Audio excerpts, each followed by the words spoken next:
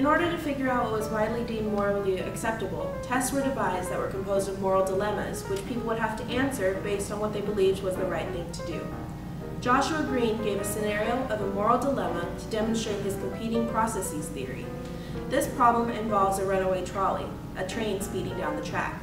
The real problem is there are several people tied to the track in the train's path, and only one person has the power to divert the train. The catch is that in order to divert the train, another person has to be sacrificed. We have 3 guests here today with a different take on the situation. Immanuel Kant, David Hume, and Jonathan Haidt are 3 people who have theorized about ethics and the cognitive processes along with our ethical decisions. Mr. Kant, why don't you explain your view about ethics? You came up with your theory quite a while ago now. Well, yes, considering that I was born almost 3 centuries ago, my theories come from quite a different period. However, they are, as you might say, tried and true. I believe that we make ethical decisions based on our rationality. We assess the situation and we logically come to the right conclusion. It is as simple as that. So, based on this point of view and this theory, how would you approach the trolley problem? Well,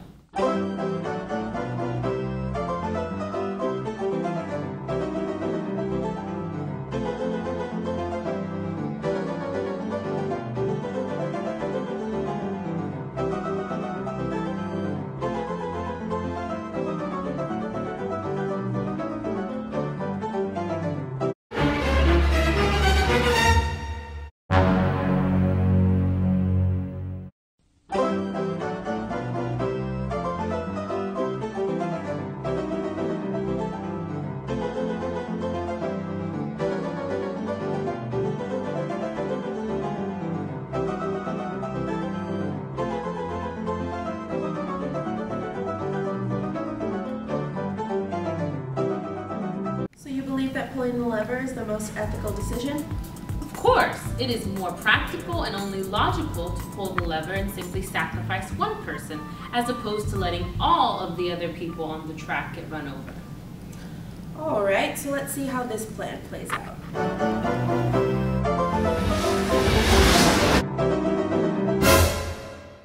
Alrighty, well this definitely saved a good amount of lives. Mr. Hume, what is your perspective on ethical decisions?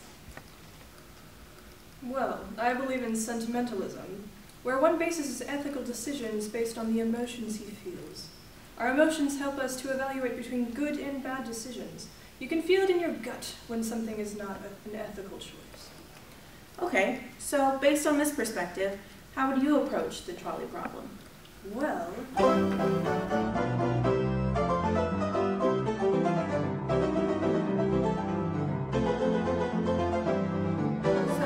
that it is ethical to try and save everyone? Well, of course it is. Everyone deserves a chance to live, and if someone can give a person that chance, that is their responsibility. It may be ethical, but is it logical? Well, this is the logical approach to the sentimental scenario. It would be easier to try to save one person after the others are already safe. Let's see how that plays out.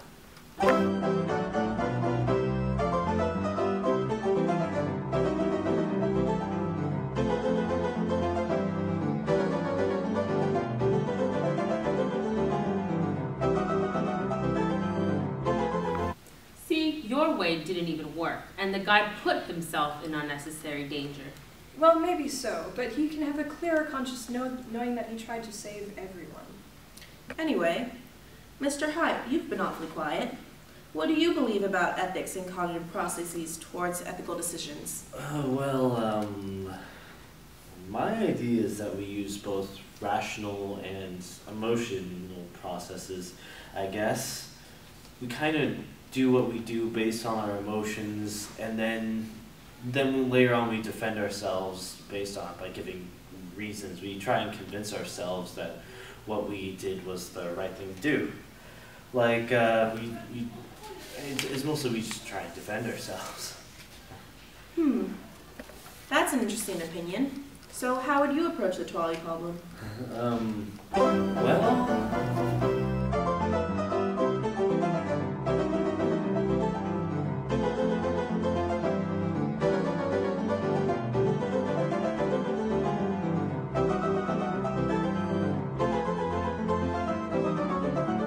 Wow, so How do you rationalize that? Well, hold on.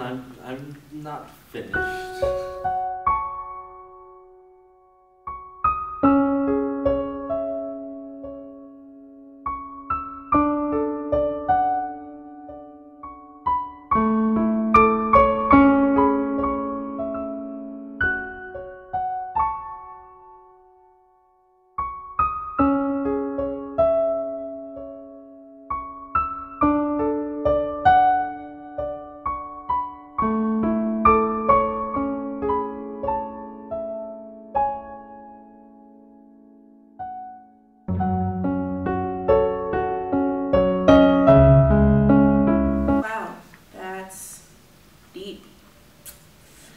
Anyway, there was a second part to the trolley problem.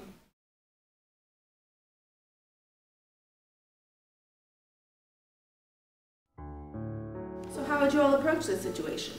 Well, if pushing that fat guy off the bridge would stop the trolley, I'd push him real good. That's absurd. Even if the sacrifice of that one would save the lives of many, I wouldn't want to be the one personally responsible for his death. Well, if you didn't do anything about it, you'd be just as responsible for the people tied down in the tracks. No, I wouldn't. I would choose to try to jump over and stop the trolley myself, or the man could decide to jump over and save them too. But I wouldn't want to be the one pushing him, feeling the warmth in his life force before it goes out forever. See, this was the point of Joshua Green's competing processes theory. In an impersonal situation, such as the first trolley problem, where all one has to do is to pull a lever in order to make the action of their ethical decision, it is much easier to think rationally, the well-being of the many is greater than the well-being of one. Mr. Height, what do you think about this situation? My instinct would be to run away from the accident. I mean, nobody wants to see that. Nobody should have to see something like that. Whether or not someone should witness a tragedy has nothing to do with the question. Hey, come on. Be sympathetic. I can see that point. But wait! There's more!